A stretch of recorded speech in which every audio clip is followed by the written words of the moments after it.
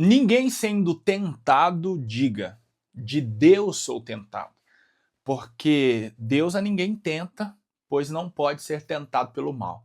Esse é o texto de Tiago, capítulo 1, versículo 13.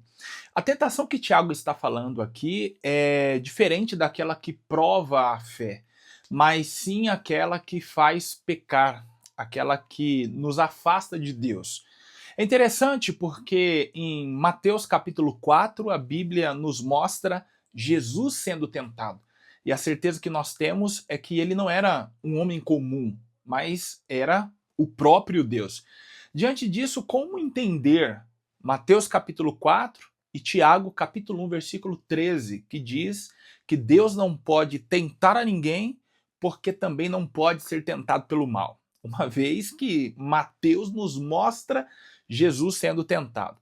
A primeira coisa que nós precisamos entender acerca de Mateus capítulo 4 é que em Jesus habitava duas naturezas, uma humana e a outra divina, em uma única pessoa. Assim como em nós também habitam duas naturezas, a carnal e a espiritual. O que aconteceu em Mateus capítulo 4 é que Satanás tentou o Jesus humano. E isso, então, está declarado na Bíblia para nos fazer entender que, se Jesus, sendo homem, foi tentado, quanto mais nós, meramente humanos.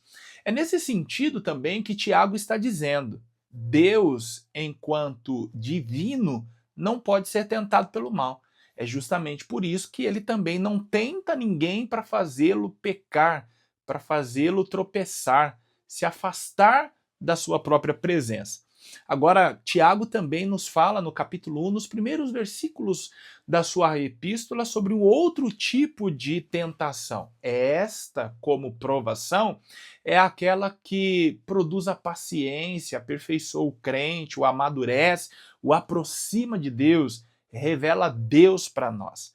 Então, Tiago nos fala sobre a aprovação que nos aproxima e a aprovação que nos afasta. Emendando no próximo versículo, Tiago 1:14, ele diz que cada um é tentado quando atraído e engodado pela sua própria concupiscência. Com isso, Tiago está dizendo que todas as vezes que um cristão tropeça e cai, Deus não foi o responsável, mas sim os seus próprios desejos incontrolados. É exatamente sobre isso que nós vamos falar. O tema da lição de hoje é autenticidade em meio às provas e tentações. Eu sou o pastor Lucas Gomes, professor